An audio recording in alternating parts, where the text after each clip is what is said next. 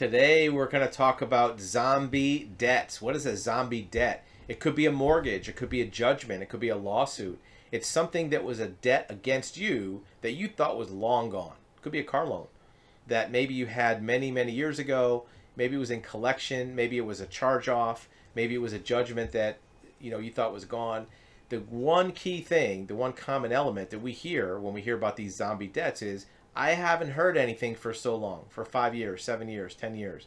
Nobody called me. Nobody tried to collect. Nobody tried to take my house, take my car. And then all of a sudden, you either get a phone call or you try to get credit or buy something and you find out that that zombie debt is still out there. This article in Yahoo Finance is about a woman who had a mortgage on a property, a second mortgage from a long time ago, that she thought was forgiven, right?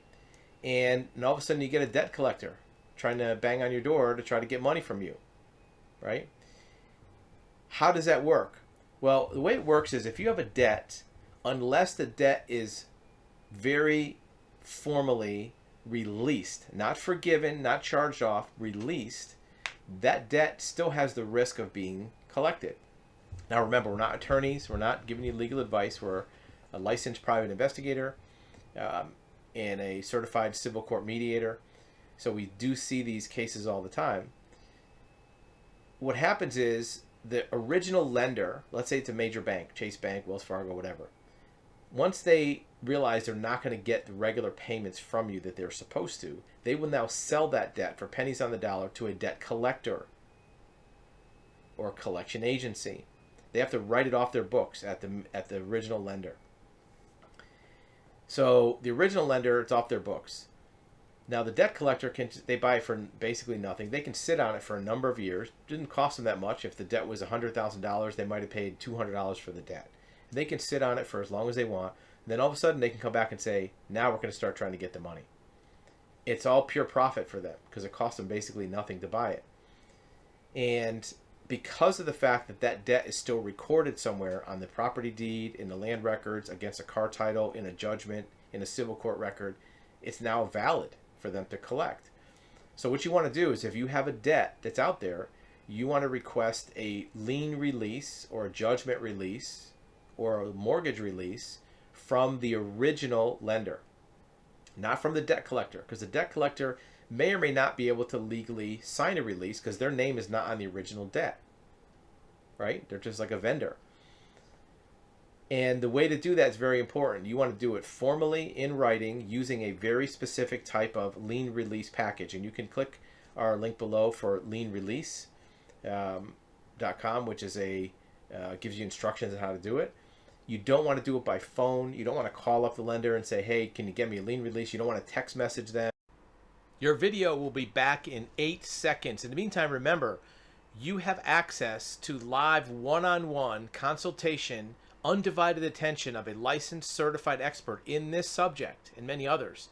We want to listen to your story. We want to hear your questions and give you expert advisement of your options.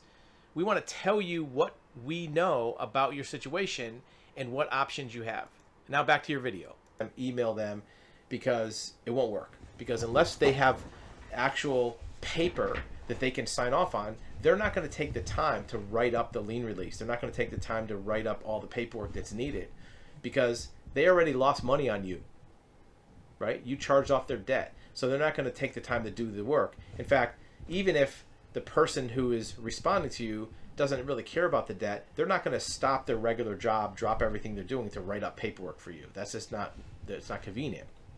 But if you prepare all of the documents that are needed that they have to sign, mail it to them in writing with a return envelope, and ask them to sign it because it's a charge-off, makes it easy for them. All they got to do is sign it and send it back. Even go so far as to put a stamp on the envelope.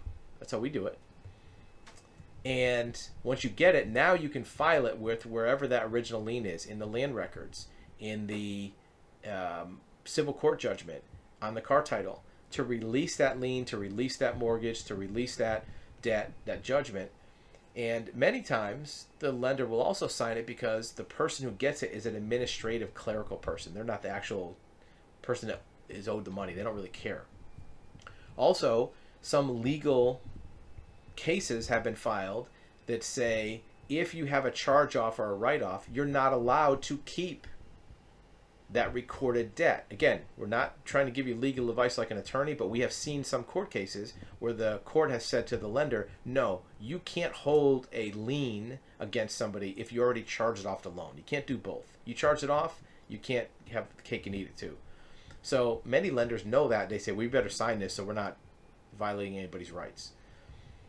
So that's the only way to do it. Send a package. Don't try to call them, email, Facebook, text message, any of those things. It won't work. You have to do it in writing. And the other thing we recommend is when you send that in writing, don't just send it to one place. Send it to 4 or 5 different locations for that lien holder. Even if it's a judgment creditor, somebody from a lawsuit that has a judgment against you, find their registered agent in their corporation. Find an alternate authorized signer. Send it to them. Many times they'll just sign it and send it back. Now, if they won't, now you have proof that you at least tried to contact them. So you may be able to now take it and file a court order to have it removed because they're not taking action, right? Again, get good legal advice from any of these things. But if you do have a zombie lien or a zombie loan or a zombie mortgage, take some steps, make some effort to try to get it released and removed. Just make sure you're not going to do anything that causes more harm or damage, like it makes you owe more money or does something to threaten anybody or intimidate somebody. Do it the right way. But you don't want to have that zombie loan hanging out there because you never know when it's going to pop up and it could cost you money at the worst possible time. Thank you for watching another episode of Actual Human Advisory on Describe TV. Remember, we have live one-on-one consultation appointments available at actualhuman.com where you can book a one-on-one undivided attention live call with a licensed investigator, a licensed insurance broker, a licensed mortgage broker, real estate broker. I'm also a certified real estate title examiner, a certified civil court mediator, along with having developed and started over 15 businesses, several of which were sold for millions of dollars. So if you do have questions in any of those categories, you can arrange a one-on-one live video consultation. Use the link below, and we'll see you on the next video.